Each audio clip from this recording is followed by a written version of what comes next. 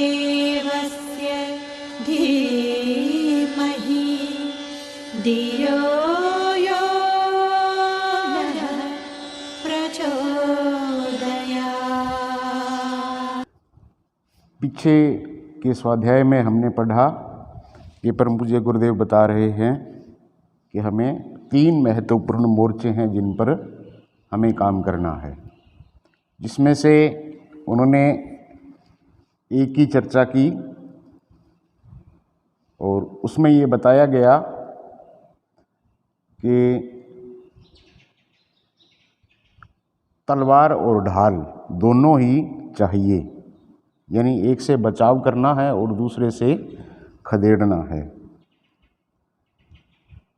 खदेड़ने वाला और ढाल यानी बचाव वाला काम साथ साथ चलेगा। अब परम पूज्य गुरुदेव आगे बता रहे हैं दूसरा पक्ष। तो आइए स्वाध्याय शुरू करते हैं।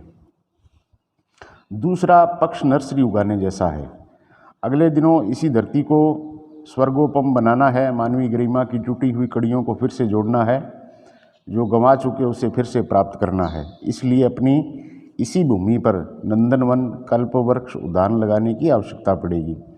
इसकी तैयारी भी साथ साथ चालू रहनी चाहिए। गोला बारूद की फैक्ट्री भी पूरी तत्परता से आवश्यक सामान उत्पादन करने में निरत रहे, किंतु दूसरी ओर विशालकाय कृषि फार्म में ऐसी नर्सरी भी बोई जाती रहे ताकि समय पर खोया हुआ ऊंट घड़े में न ढूंढना पड़े। परशुराम परंपरा में ऐसा ही हुआ था। उन्होंने एक बार आताताइयों के सिर काटकर सारी धरती को दुष्चिंतकों से मुक्ति दिलाई थी। ब्रेन वॉशिंग का यानी विचार क्रांति का उद्देश्य पूरा किया था। इसके तुरंत बाद उन्होंने फरसा गंगा सागर के समुद्र में फेंक दिया और नए सिरे से नया अस्त्र यानी नया फावड़ा उठाया। उस आधार पर वे फलदार उद्यान बोते चले गए और जो स्तब्धता आई थी उसे निर्मल सर्जन में उल्लास से भर दिया। उन्होंने सभी दिशाएं हरियाली से भर दी। उनका दूल्हा परस्पर विरोधी अभियान देखकर लोग बड़े अचंभे में पड़े। युद्ध में शौर्य, पराक्रम और साधनों की आवश्यकता पड़ती है, पर सर्जन में तो इससे हजारों गुनी सूझबूझ, तत्परता और साधन सामग्री चाहिए। इसलिए नाम भले ही सेनापतियों का मोटी पंक्तियों में छपता रहा हो, पर वस्तुतः श्रेयाधिकारी वे इंजीनियर ही बनते हैं जिन्होंने निर्माण की विशालकाय योजनाएं बनाई और प्राणपण से संलग्न होकर पूरी कर दिखाई। अस्पताल में मेज़ पर छुरी कैंची भी सजाई जाती है और ठीक उसकी बगल में टांके लगाने की सुई, मरहम, गौज, रुई आदि भी तैयार रखी जाती है। अन्यथा केवल चीर फाड़ केवल अधूरी रहेगी और बिना क्षतिपूर्ति के नए किस्म के संकट भी उत्पन्न हो जाएंगे। हमें दोनों ही प्रबंध करने पड़ रहे हैं। देव शक्तियों के साथ संबंध साध कर वह सरंजाम जुटाना पड़ रहा है जिससे कि अंत तक की छाती पर ऐसा घूंसा जमाया जा सके कि उसे पीछे हटते ही बने। इसके लिए हमसे बड़ों की समर्थों की सहायता अपेक्षित हो रही है और सो वह जुटाई जा रही है और जुट भी रही है और विश्वास है कि जितनी कम है उसकी भी पूर्ति हो जाएगी। अगले दिनों महाविनाश की घोषणा हर क्षेत्र से हो रही है। परिस्थितियों को देखने वाले एक ही बात कहते हैं कि महाविनाश अब आया तब आया। इतने पर भी हम केवल यह कथन अन्य सभी के प्रतिकूल है कि यह दुनिया न केवल जिएगी वरन और भी अच्छी बनेगी। जिन्हें रुचि हो वे इस भविष्यवाणी को नोट कर लें। परम पूज्य गुरुदेव ये दावा कर रहे हैं कि जिन्हें रुचि हो वे इस भविष्यवाणी को नोट कर लें कि अगले दिनों जो है ये दुनिया रहेगी ही नहीं वरन इससे भी अच्छी हो जाएगी। युद्ध जहाँ तहाँ क्षेत्रीय स्तर के होते रहेंगे, परंतु ऐसी कोई विपदा खड़ी नहीं होगी जिससे समूचे संसार भर में मनुष्य समुदाय का भविष्य ही संकट में घिर जाए। इसके अलावा दूसरा पक्ष है सृजन का। उसके लिए ट्यूबवेल खोदना, जनरेटर बिठाना, नर्सरी उगाना, बीज गोदाम जमा करना, ट्रैक्टर खरीदने और वह सरंजाम जुटाने हैं जो लहलाती फसल उगाने में आवश्यक होते हैं। यह साधन क्या हो सकते हैं, कहाँ से हो सकते हैं? इसका उत्तर एक ही है कि अंत तक की हमारी संचित संपदा इस प्रयोजन की पूर्ति में अच्छी खासी सहायता देगी। संचित संपदा जो हमारी है उससे क्या तात्पर्य है? उससे है संजोया हुआ गायत्री परिवार, यानी हमने जो परिवार बनाया है जिसे हम गायत्री परिवार कहते हैं वो इसमें काम देगा। इससे वे अधिकांश छोटे हल्के दिखते हैं, उनकी योग्यता एवं समर्था हल्की लगती है, तो भी यह विश्वास किया जाना चाहिए कि यह कलियां अगले दिनों खिलकर फूल बनेंगी। यह अंकुर हरे भरे पौधे बनकर समूचे कृषि क्षेत्र को लहलहाएंगे।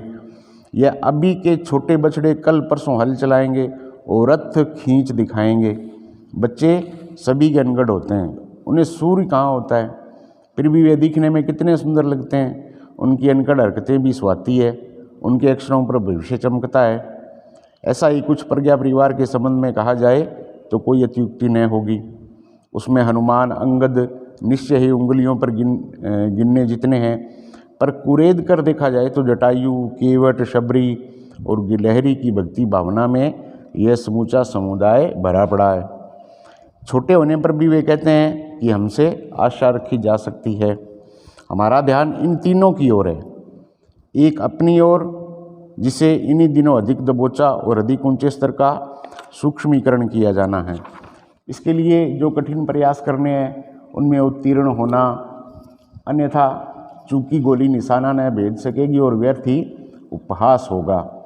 दूसरा ध्यान विश्व समस्याओं को समझना, विश्व की मूर्धन्य दिव्य सत्ताओं का सहकार इकट्ठा करना और उन केंद्रों पर गोलाबारी करना है जहां महाप्रलय के सरंजाम जमा हो रहे हैं। यह समूची प्रक्रिया सूक्ष्म जगत की है। हम अपना ध्वज लेकर कहीं तोप बंदूक चलाने नहीं जा रहे। तीसरा प्रयास उन प्रज्ञा परिजनों के प्रति हैं जो प्राणवान हैं।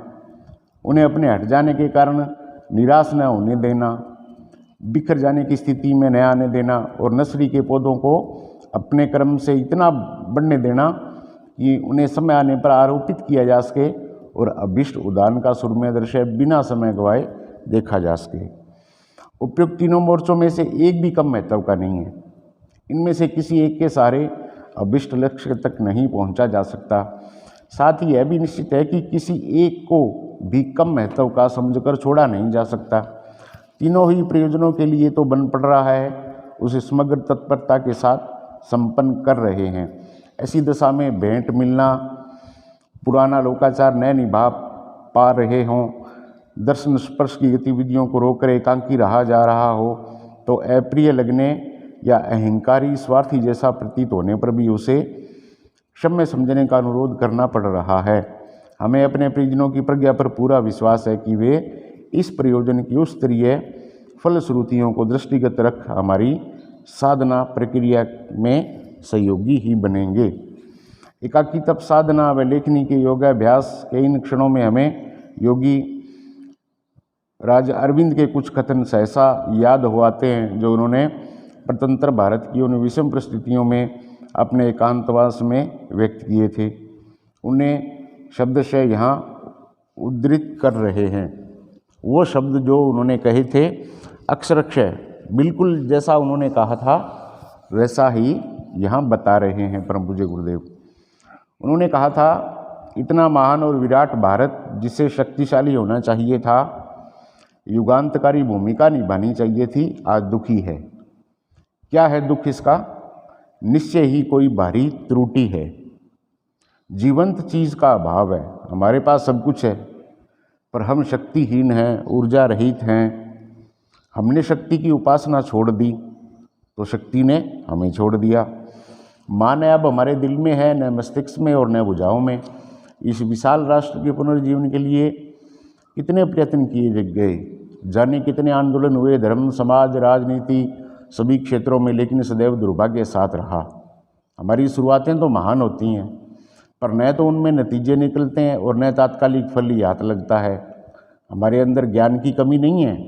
ज्ञान के उच्चतम व्यक्तित्व हमारे बीच से ही पैदा हुए हैं, लेकिन यह ज्ञान मुर्दा है, एक विष है जो हमें धीरे धीरे मार रहा है।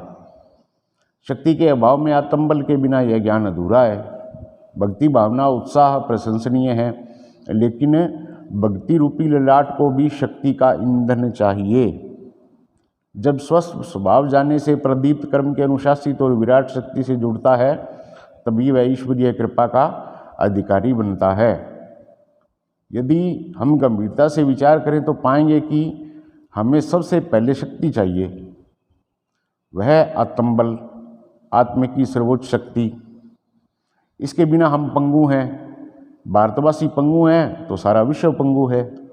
भारत को उस शक्ति को पुनः पाना ही होगा, पुनर्जन्म लेना ही होगा, क्योंकि सारे विश्व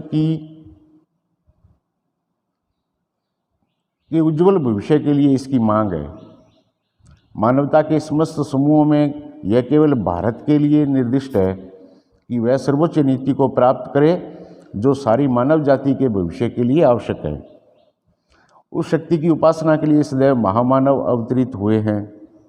यदि कड़ी में मुझे एकाकी पुरुषार्थ हेतु नियोजित होना पड़े तो यह मेरा परम सौभाग्य होगा। यह वाक्य महर्षि अरविंद ने कहे थे। वस्तुतः योगीराज अरविंद द्वारा सन 1905 के आसपास लिखे इस वक्तव्य से स्पष्ट होता है कि उनके मन में भारत के उज्जवल भविष्य के प्रति कितनी उमंग और उत्कट उल्लास था। उसी अंतर प्रेरणा ने प्रोक्ष जगत के आए निर्देशों ने उन्हें क्रांतिकारी पथ छोड़ तप साधना में निरत हो वातावरण को गर्म करने हेतु विवश किया। यदि हमारी प्रस्तुत सूक्ष्मीकरण दिनचर्या को इसी साधना उपक्रम के समकक्ष समझा जाए तो इसमें कोई अत्युक्ति न होगी। परिजन इसे उतनी ही गंभीरता से भी लेंगे। आत्म सत्ता में निहित विभूतियाँ। अब परम पूज्य गुरुदेव बता रहे हैं कि हमारी जो आत्म सत्ता है उसमें कितनी विभूतियाँ हैं, यानी वो कैसी योग्यताओं से संपन्न है और उससे क्या क्या काम किए जा सकते हैं। चूँकि लक्ष्य बहुत बड़ा है, युग परिवर्तन। कल्पना करिए, एक परिवार को, एक गांव को बदलना इतना मुश्किल होता है, तो युग परिवर्तन यानी पूरी दुनिया, वर्तमान के अंदर लगभग 7 अरब के आसपास इसकी जनसंख्या है, उसको बदलना कैसे? तो आइए आगे पढ़ते हैं। अध्यात्म शास्त्र के प्रवक्ता समय समय पर यही उद्बोधन देते रहे हैं, अपने को जानो, उसे पहचानो, ऊंचा उठाओ, आत्मान विधि, आत्मावारे ज्ञातव्य। इन संकेतों से तात्पर्य यही है कि मनुष्य को अपने कायक लेवर के उस अविज्ञात पक्ष की बहुत ही कम जानकारी है जिसके माध्यम से वह आत्मिक प्रगति के पथ पर आगे बढ़ सकता था। जब भी यह बोध होता है, उसे सूक्ष्म की परतों का पता चलता है, वह जीवन मुक्त स्थिति को प्राप्त हो जाता है। सिद्धार्थ का उदाहरण सामने है, जो मनन साधना द्वारा बोध होते हुए बुद्ध बन गए, लेकिन समझ में यह नहीं आता कि अपने बारे में ऐसा क्या है जो मनुष्य नहीं जानता। पूछने पर तुरंत नाम, गोत्र, वंश व्यक्ति बता देता है। काया अलग है, उसका प्राण आत्मा अलग है, जो उसकी नियामक सत्ता है, यह भी अधिसंख्य व्यक्ति जानते हैं। इस प्रसंग का ऊहापोह करने के लिए लोग जाने कितने शास्त्र पढ़ते, पुराण कथाओं का श्रवण करते देखे जाते हैं, लेकिन इससे क्या आत्मबोध हो पाता है? वस्तुतः मनुष्य जन्म से ही अज्ञानी पैदा होता है। कर्मिक प्रगति के माध्यम से वह उतना ही सीख पाता है जितना कि जिंदगी की गाड़ी चलाने, परिवार का पेट भरने एवं समाज संपर्क में काम आता है। इस व्यवहारिक ज्ञान को वातावरण से अर्जित हुआ समझा जा सकता है। सुसंस्कारों, पूर्व जन्मों के कर्मों के फलस्वरूप कुछ व्यक्ति मात्र इतने तक सीमित नहीं रहते, इससे ऊंचा उठते हुए चेतना के क्षेत्र में ऊहापोह करते देखे जाते हैं।